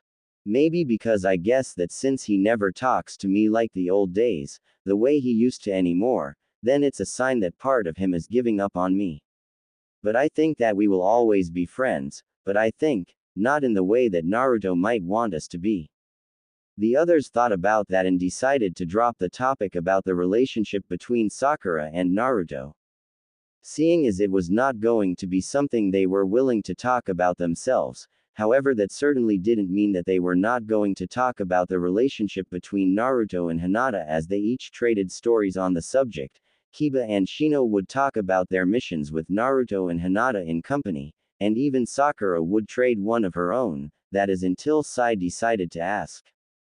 I was reading a book made by Jiraiya that mentioned something like this, so do you think that Naruto and Hinata Hyuga would, what's that word again, go to the bedroom and... Sai barely got the words out when Sakura, in a look of absolute shock, reached out and covered his mouth, but her actions were too late, as everyone in the shop apart from Sai knew what that meant, as they all began to smirk, grin, blush, giggle, and eventually all of them began to laugh, and they talked about how that would happen and what would happen between Naruto and Hinata. Sakura sighed and called their attention with a glare, and she then replied. There is no way that it will ever happen between those two. But wouldn't it be nice, Sakura? I mean, we all know how much Hinata would love to finally be alone with Naruto, and who knows what can happen. Sakura sighed and glared at the smiling duo of Ino and Tenten as she wondered at the possibility of it really happening, but she still had her doubts. Apart from the elders of the village, including Hinata's father and Neji's uncle, Tsunade, the Anbu, Kakashi, Yamato, Shizune, the Sand siblings Tamari, Kankuro, and Gaara, and herself, no one else knew about Naruto being the container of the Kyuubi. She made a pledge to never reveal it to anyone in her circle of friends and comrades, and to Hinata herself. She was afraid that if Hinata ever found out about Naruto's burden, she would be terrified of him and would do something that would really cause harm in Naruto's life. Though she doubted that Hinata would ever actually do that, she couldn't deny the possibility, and she shivered mentally at the thought of how the others would react if they found out. She only hoped that there would be time for Hinata to be properly told about her crush's hard secret, or else, who knew what could happen. Speaking of which, back on the island, Naruto was currently waiting in the cave to make the sleeping fire for himself and Hinata, and he had already taken care of the fuel for the signal fire. And they had been able to cook and eat their dinner after training once more after lunch. As he got the fire working with the flint and his kunai, he then began to think on how he would be able to tell Hinata about his long-hidden secret. But he was afraid. He had been able to see glimpses of the woman before him for the past few days, and he was afraid that if he did tell her about his secret, then she would be scared and terrified of him, and hate him. But he decided to just get it over and done with, since he knew that if he didn't tell her himself, then sooner or later, someone who knew about his status as a Jinchuriki would twist the truth to Hinata, and when she did find out it was true, he didn't even want to guess what could happen. As Hinata came into the cave, he waited for her to sit down on their bedding, and he decided to ask her the question that he knew would make Hinata very embarrassed, but he had to know her true feelings before he committed himself to tell her his own secret. Hinata. Why? Yes, Naruto-kun. I want to know something. And if you don't want to answer me now, then you can answer me some other time when you are finally comfortable enough to tell me. Are you ready? I guess so.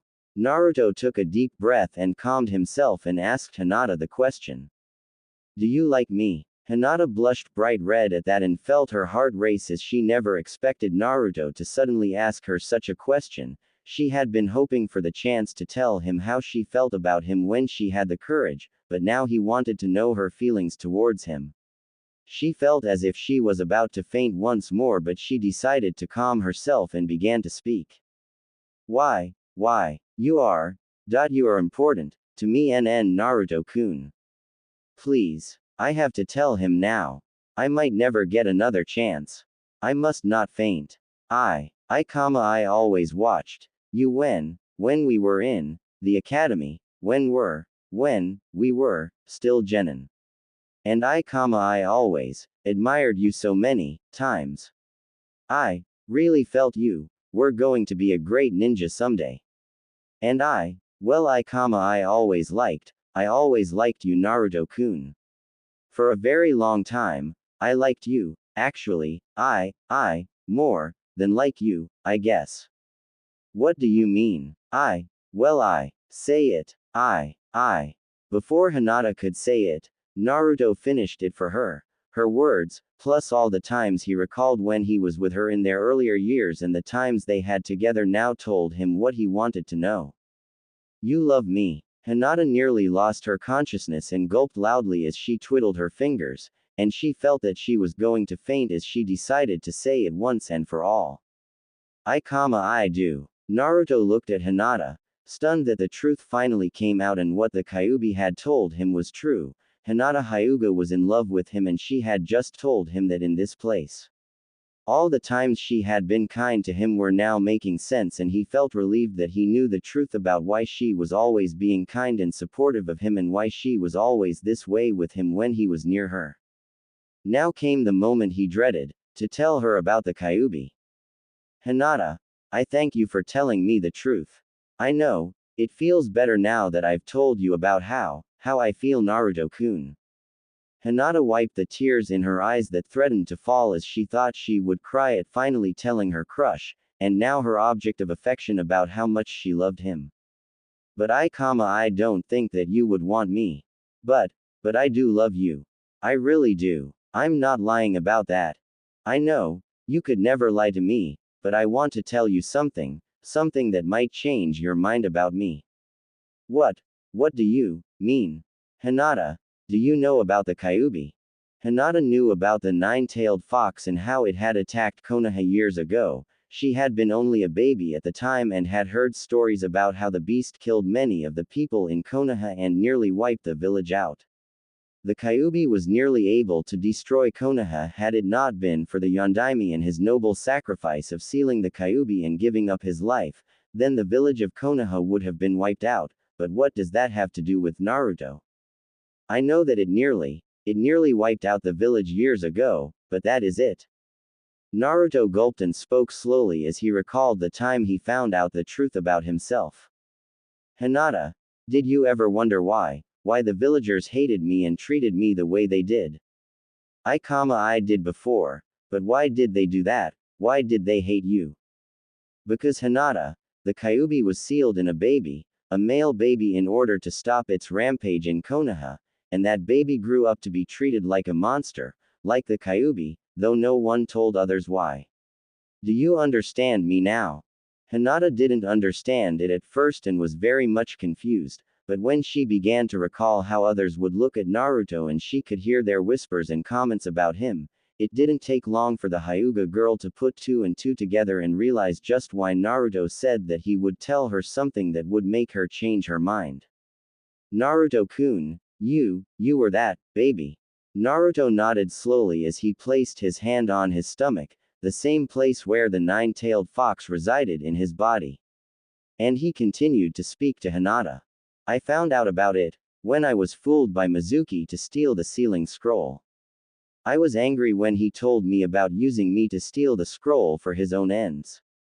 Uruka-sensei, who tried to help me, tried to stop Mizuki from telling me about, but that traitor did it anyway. I was hurt and angry. But I was saved and I decided to live with it. But so many people still hated me. I wanted to tell you this before you found it out in another way and would be lied to. I can understand if you want to leave and be on the other. Hinata, however, was having none of it as she tackled Naruto and instead of hurting the blonde ninja, looked at him straight in the eyes. And kissed him. Naruto looked at Hinata with absolute shock. The blonde shinobi had expected her to run away from him in fear, and fight him, but not this. He was not expecting to be suddenly knocked down and kissed by the dark-haired and white-eyed girl.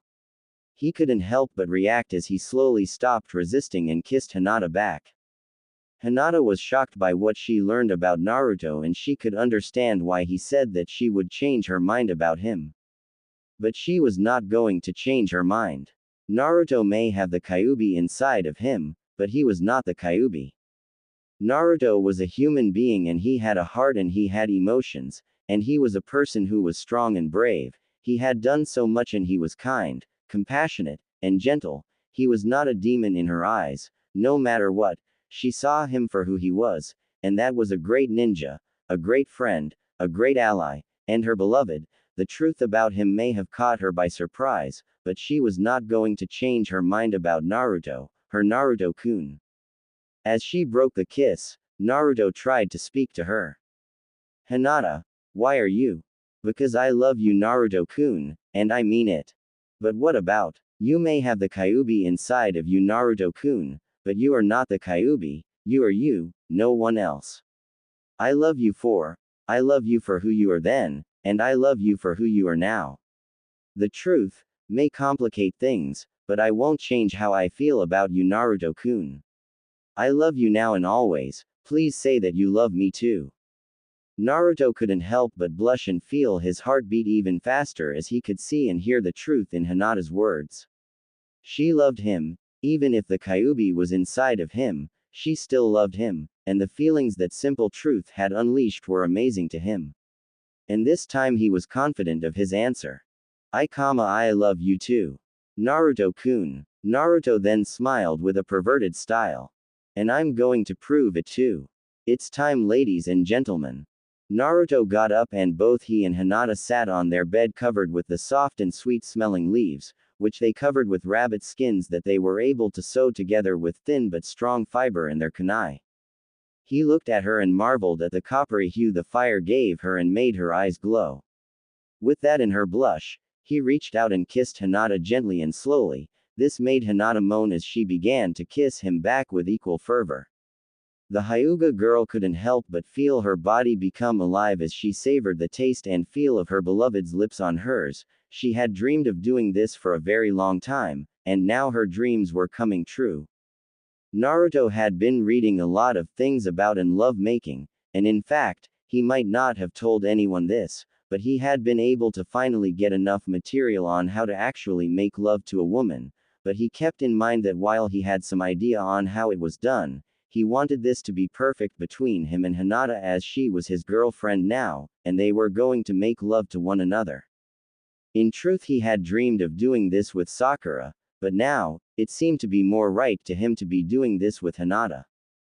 Their chaste kissing grew in intensity and soon, they began to kiss each other more intensely and Hinata shyly responded as she slowly opened her mouth to Naruto's gentle prodding and when she did, he opened his mouth as well.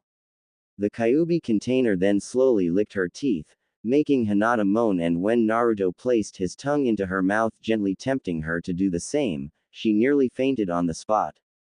Hinata slowly moved her own tongue and the moment her tongue touched Naruto's, both of them moaned out as they tasted and touched each other and when they slowly began to deeply kiss each other, they both got an idea of what they would be doing soon enough as their deep kissing and tasting of each other was already qualifying as an act on its own.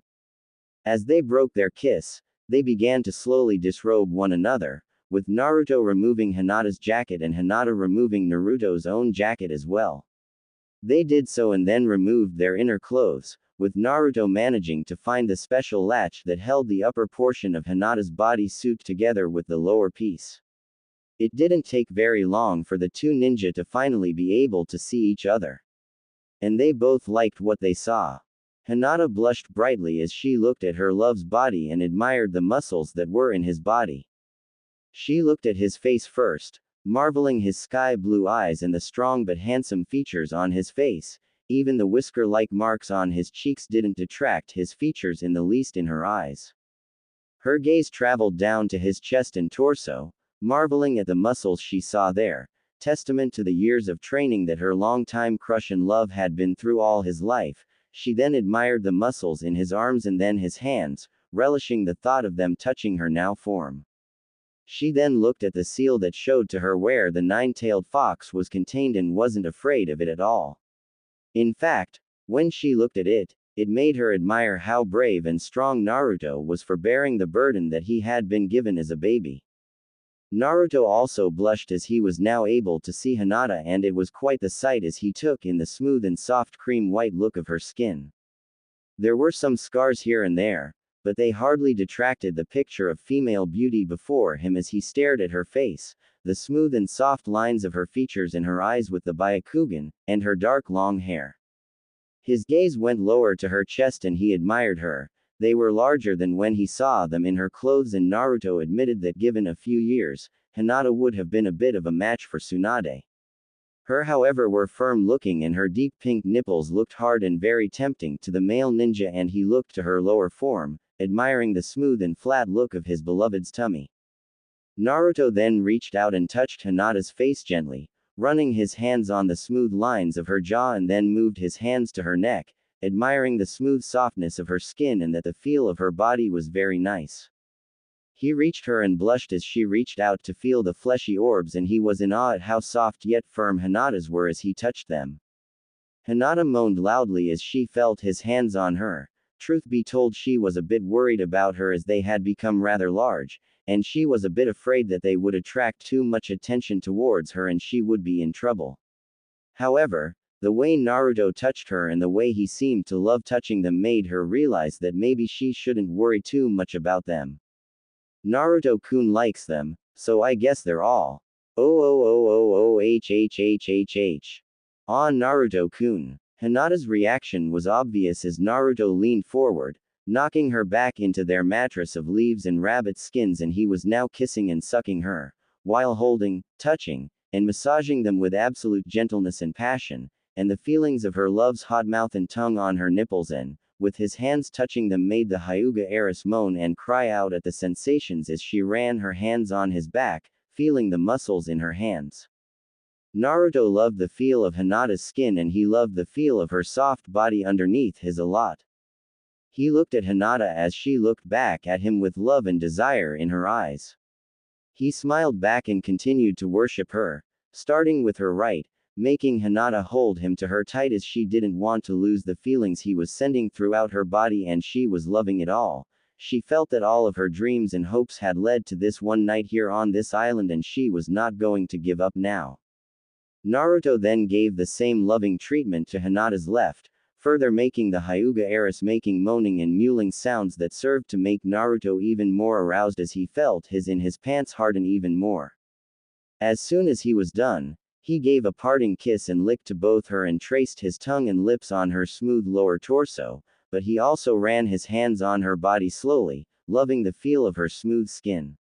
He reached the waist of her pants and lower body suit, and with patience and a bit of fumbling, he with Hinata's help managed to remove her pants, sandals and her body suit, and he smirked as he saw the black panties that Hinata wore. He smiled at his lover and replied, "Why, Hina-chan, I didn't know you wore such naughty clothes." "Naruto-kun, Naruto merely kissed her as he gently reached out and removed her panties, taking into account that her panties were already wet, telling him that she was already wet in her. He looked at her most private place, but then Hinata's shyness came back as she covered her with her hands. "PPP please, don't look at me like that there. I'm so embarrassed." Naruto was sorely tempted to grab her hands and push them aside, but he didn't. As much as he did hear about Jiraiya's perverted antics, he knew better than to force Hinata, and therefore he patiently replied to her. "You don't need to be embarrassed. You are so beautiful already, Hina-chan, you don't need to hide yourself from me." Hinata gulped and slowly removed her hands and closed her eyes, hoping not to further embarrass herself before Naruto. However, she gasped and saw that Naruto was touching her with his hands, and he smiled at what he saw.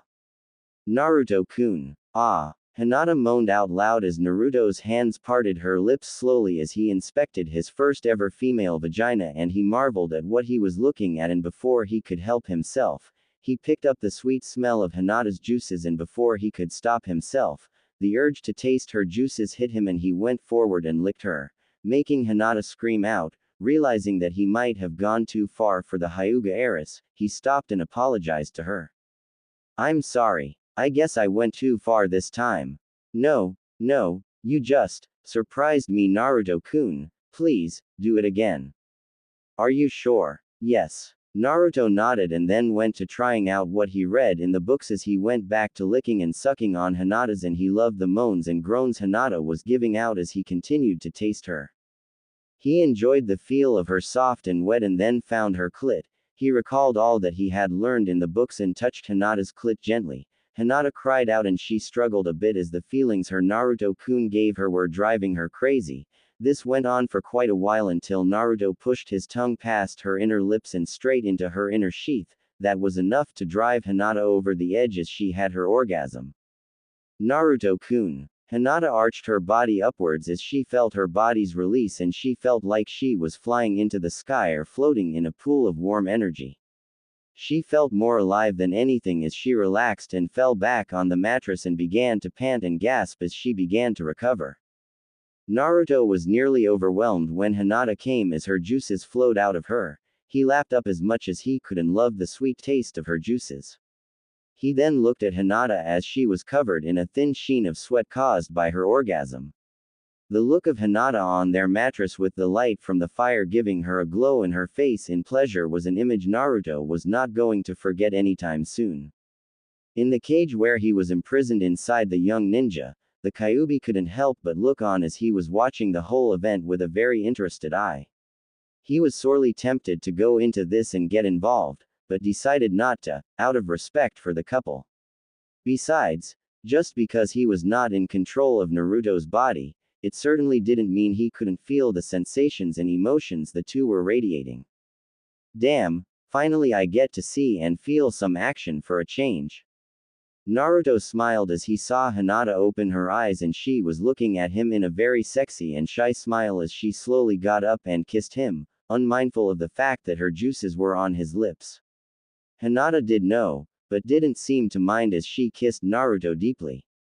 It was then that she pushed him down and then began to take off his pants, sandals and then his boxers, revealing his to the warm air. Hinata blushed as she looked at Naruto's manhood. As apparently, the whisker marks and fox-like mannerisms were not the only things the Kyuubi imparted on its container. Hinata might have never seen one in the past 16 years of her life before, at least if you count the times when she was still little and they didn't count. She marveled at the fact that Naruto's was at a whooping 9 inches. More than enough for a teen his age and more than good in fact. She blushed brightly as she slowly but surely ran her hands over the organ, and she stopped a bit when Naruto gasped, thinking that she might have hurt her loved one somehow. She began to apologize, the very same way he did when he thought he was being too forward with her. Sorry Naruto-kun. No, it's all right, I was just surprised. You can go ahead Hina-chan. Hinata smiled and slowly began to run her hands over the long and rather thick, amazed at the length and width of it and marveled at how hard it was, and the skin was yet so soft and smooth, and she could see the veins as well. She then reached the head of her loved ones and couldn't help but admire the deep red tip and its softness. She then had an idea, as she had heard about this before being done by some of the women when they were intimate with their boyfriends or husbands. She didn't know if Naruto would like it, but she was willing to try anything now to please Naruto and make him happy. Naruto was in heaven as he felt Hinata's hands slide over his with a gentleness and touch that made him ache with want, but he was content to let Hinata go at her own pace. He looked at Hinata and his eyes bugged out as she suddenly began to lick his, at the shaft, and before he could even utter a sound or ask what she was doing, the sensation of her tongue licking his made him howl out in pleasure and surprise.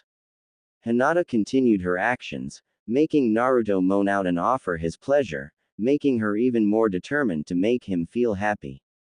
She licked his from base to tip and even kissed it gently, and while she was not very sure about how to really do it and therefore was only doing things on trial and error, Naruto was certainly not going to complain. She then took the tip of his and slowly began to kiss and lick it, as well as suck on it. Hinata then recalled what else she heard and then relied on that as she slowly began to take in her lover slowly into her mouth and began to slowly move up and down as she was able to take as much as she could. This went on for a few minutes as Naruto screamed out his pleasure as Hinata began to pick up the pace. Hinata was careful as she did this, and while she couldn't take all of it in, she was content as she heard the cries of pleasure from her loved one as she continued to bob her head slowly up and down. So it was natural that since the two of them were virgins, one of them in this point and situation had to give as Naruto finally released his seed into Hinata's mouth, and Hinata likewise felt the twitching of her lovers in her mouth, and then she felt his seed hit the roof of her mouth and the back of her throat, and the streams kept on coming as she took in as much as she could manage without choking and moved back, but several more streams landed on her face and some dripped down to her. She then tried Naruto's taste and noted a sweet and slightly salty mix, no doubt from all his years of eating ramen and other types of food that managed to get his attention, and there was a slight tingly sensation she felt when she tasted it, and she loved the taste as well. It was the taste of her loved one after all, and with that in mind, she took it in. And noting the seed on her face and on her, she decided to take it all in with her fingers and did so, all the while unaware that her Naruto-kun was watching the whole time. Naruto managed to recover due to his massive reserves of stamina and chakra so as to apologize to Hinata for not being able to warn her about his coming release, but the second he saw Hinata swallowing his cum, he was unable to think straight, and when she smiled and began to clean herself with her hands took in his seed. He felt like his brain had just stopped working and his was now back at full mast. Wow. Naruto-kun, you taste. Was it bad? If it was No. I like it. Both lovers then held each other tight and Hinata blushed as she could feel Naruto's poking her stomach, and when she looked at him, he looked back and they kissed each other. Naruto didn't mind the taste and so did Hinata as they began to kiss, touch, caress and lick one another. This went on, until Naruto then looked at Hinata, wordlessly telling her that it was now time for them to finish this. Hinata nodded as she lay back on the mattress and opened her legs gently, allowing Naruto to get into position between her legs. He used his hand to guide his to her and he rubbed his on her lips and clit, making Hinata moan, and she begged for him to place it in before she would faint from the pleasure of it all. Naruto nodded and with some effort and patience was now ready. With a gulp, he slowly began to push into Hinata's, and Hinata gasped as she felt the tip of Naruto's member enter her most sacred place, and she gasped once more as it passed her outer lips and into her sheath. Like all kunoichi in training, Hinata had broken her maidenhead at some point in her life and therefore, didn't have that to prove her being a virgin, but she had never had in her entire life, and today was the day she was having it, and with the man she had dreamed countless times of being with as well. Therefore, it was hardly surprising that it was a very snug and tight fit once Naruto was inside. The blonde ninja was amazed that he was able to bury his entire length fully inside Hinata, and Hinata herself never felt so full and gasped as she tried to get used to the sensations. NN Naruto-kun, you're so big. Hina-chan, you're so wet, tight, I've never felt anything like this, it's amazing. Hinata gasped as Naruto managed to push all of his length into her, and then the blonde ninja waited as Hinata got used to his size. And once he was sure that she was comfortable, he slowly began to pull out of her, and Hinata gasped at the delicious sensations that once more assaulted her senses as she felt her inner walls caress Naruto's length. She wanted to feel every sensation as the feelings ran into every corner of her nerves, and she felt the sensations from her to her toes, her fingers, and even the roots of her hair. Naruto pulled out as much as he could, and once his tip was in Hinata's, he pushed right back in until he was touching Hinata's womb. The dark-haired Kunoichi cried out at the sensation of being filled to the brim once more, and that was when Naruto began to establish a rhythm for his thrusts into Hinata's wet. As he began to thrust slowly into her, Hinata felt her body begin to tingle and grow even more sensitive to the heat and the sensations that flooded her mind and body. As for Naruto, the feel of Hinata's wetness, tightness, and softness was so powerful that he nearly blacked out at the feelings that flooded both his body and his mind as he continued on with his actions. Hina-chan, you feel so, oh. Naruto-kun. Harder. More please.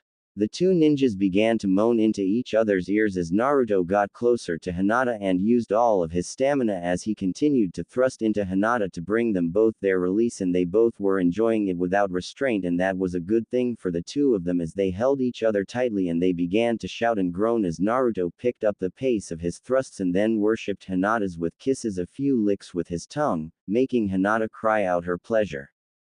The two then kissed each other deeply, and when they moaned together as Naruto's thrusts grew in speed and power. And the cave was filled with the sounds of their wet flesh hitting each other along with the erotic sounds of their love-making. Oh oh oh oh oh h h h h h h. More. Naruto-kun. Ah. Hina-chan. So hot, so tight. The two of them wanted this very moment to last forever and ever, as long as they were alive, as they continued to shout and moan their pleasure to each other. But everything has an end, as they both of them were now reaching their climaxes, and they both made that fact very clear to one another.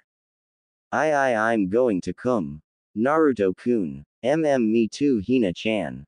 Both hit their orgasms at the very same time as they shouted their joys.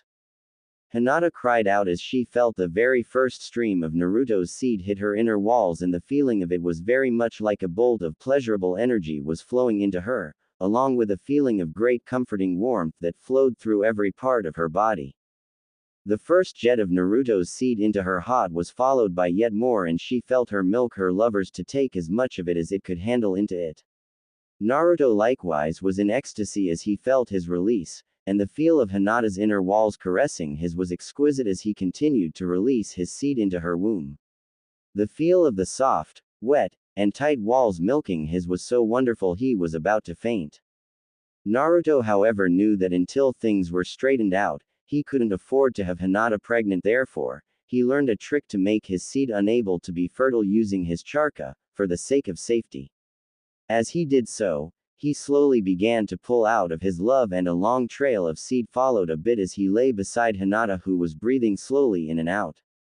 The two lovers looked at one another and cuddled closely as Hinata decided to ask him something. How did you move on when you found out about the Kyuubi, and Naruto-kun? I have Iruka-sensei to thank, along with Sakura-chan, Kakashi-san, and even Sasuke, because they are all good people to me. That is why I won't let Sasuke leave, and there's Tsunade Bachan, Ero Sennin, Shizune Nichan, and now there's Hina-chan. Hinata blushed brightly and kissed Naruto on the cheek as she held him tightly, she was now part of the small number of people who knew him very well, and until the time came for the truth to come out, she promised to not tell anyone about Naruto's secret. He trusted her with it and she won't break that trust for as long as she lived. Naruto smiled and held her tightly as well as the two of them slept.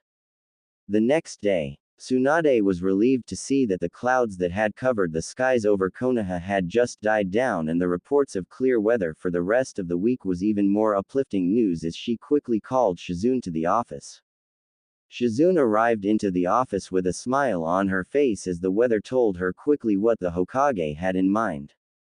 Yes, Tsunade-sama, tell the boats to await our arrival to the port. I will be going along with a select band of ninja to find Naruto and Hinata. Until then I want you and Iruka to be handling things while I am gone. Yes, Tsunade-sama. The Hokage then contacted all of the ninja who she knew could help in the search, namely Neji Hyuga, his uncle Hiyashi, Kiba and Akamaru, Shino and his destruction bugs, and a few others for the search. She didn't mind if several others were on the search, including Sakura as well as Yamato and Kakashi. Later, as they were all there on the boat and set sail, all of them, including Naruto's sensei Jiraiya, went to follow the route the boat that Naruto and Hinata had taken when they were lost, hoping to find them somewhere at sea. On the island, Hinata woke up with a daze and looked about. She found to her surprise that she was very much and at first wondered what had happened. Then her memories of last night came back to her and she blushed brightly once more as she realized that all of her dreams had actually come true on this island. She had finally been able to be alone with Naruto, had gotten to know him better and most of all, told him about her feelings for him and he accepted them and loved her back. She never felt so happy in all of her life and she wanted this memory to last forever.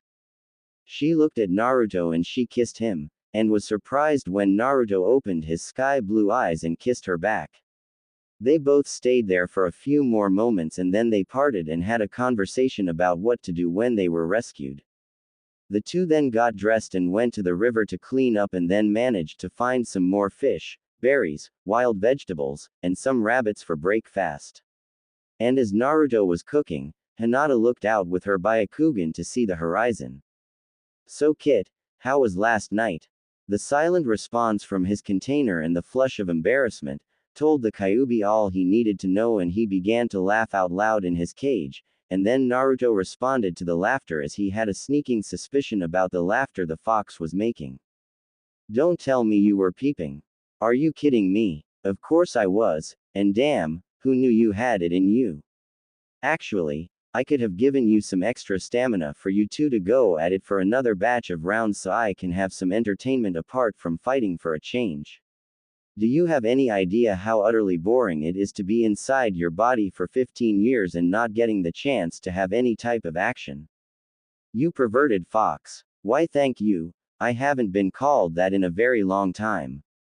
But in all fairness, I'm happy for you, at least you get the girl who loves you even if I'm inside of you. You have no idea how hard that kind of person is to find in this world. You're real lucky to have her by your side. I guess you're right, and at least I've got me some good viewing material to pass the time before we get back to fighting. It'll certainly help relieve the boredom around here. Promise me one thing. That being what? Don't make a habit of recording all of the times between me and Hina-chan, okay? I can't guarantee that just yet, Kit. I happen to like this stuff, but I'd rather focus on the love sessions than all the hugging and talking. I prefer the more physical actions. Like I said, you are one perverted fox. And like I said before, thank you. Hinata looked on and scanned the horizon for any sign of ships coming in as she hoped that she and Naruto would soon be rescued, and sure enough. Naruto-kun, there's a ship out there. A really big ship. Naruto quickly put aside his cooking and rushed up and lit the signal fire, hoping that the people would see it despite the distance between them. He was in luck as another Byakugan user was on the boat as well, but in this case, there were two of them. Neji was currently scanning the horizon with his uncle Hiyashi as the others were also looking about as well. On the front of the boat with the two Hyuga clan members were Jiraiya and Tsunade, along with Sakura, Kakashi, Sai, and Yamato. Neji looked and then spotted a trail of smoke from a distance. Hokage-sama, there's smoke coming from an island at the distance there. The Jonin replied as he pointed in the direction of the smoke, and Hiashi confirmed it as well as he took out a map of the area they were traveling and noted that there was an island at that direction and uninhabited and unused as well. That island's unused as well, we might find them there as well. Tsunade wasted little time and ordered the captain in her loudest voice to turn in that direction. Naturally not wanting to incur the Hokage's wrath, the captain agreed as the others heard the news and decided to take a look as well. On the island, Hinata cheered as she saw the ship change direction and was heading towards them at this very moment. Naruto-kun, they see us. They're heading back here. We're saved. All right. The two hugged each other, and even though the ship was still far away, they waved towards it. And Naruto got the urge and kissed Hinata gently on the lips as well. Hinata replied with her own kiss, and when they were done, they waved once more to the ship, unaware of the fact that Neji and Hiashi had seen the whole thing. Well, well, this is certainly going to be interesting, Hiashi said with a smile. What's going on other there? Is it Naruto and Hinata on the island? Neji turned and he was smirking and blushing at the same time, making the others look at him in confusion. Tenten nudged Neji, urging him to tell them what he had seen. It's Naruto and Hinata-sama on the island, and they were, hugging, and last we saw, they, kissed. They did what? Jiraiya was smiling perversely as he faced Tsunade, who had a look of shock and surprise on her face. Looks like I win, Tsunade. Everyone else was in shock and surprise, and all of them were already talking about what Neji had just seen. Sakura, Kakashi, Yamato, and Sai looked at one another and tried to figure out just how to react to the news. Epilogue. Hey Naruto, hurry up, we've gotten a lead on where Sasuke-kun is. Sakura shouted to Naruto as she spotted her teammate and his girlfriend Hinata were walking together, with him holding Hinata's groceries as they were heading back to the Hyuga residence. It did the pink-haired Kunoichi's heart good to see this, as Naruto was head over heels in love with Hinata. She was very much surprised and spoke with the two a few weeks before, and was surprised indeed when Naruto told her that he told Hinata about his secret, and even more surprised when Hinata told her that she would not tell anyone else about her Naruto-kun's secret. When she found out that Hinata and Naruto did elope, it was a bit shocking, but she was hardly envious as she knew how much Hinata loved Naruto, and she was happy that Hinata got her wish and happy for Naruto to find someone to love. They were still friends and will always be close, and now they have another chance to bring Sasuke back and safely as well. Hinata had changed. She still blushed and stuttered on occasion, but she was now more confident and stronger as well, and she would be there to witness Hinata and Naruto training together as well. Got it, Sakura-chan. Naruto then turned to Hinata and gave an apologetic look to his girlfriend, but Hinata smiled nevertheless and took the groceries from her boyfriend's hands and replied. No need to say anything, Naruto-kun. Go and save Sasuke-san. I'll pray for you that you and the others get back safely. Thanks, Hina-chan. Say hi to Hiashi-san and Neji for me.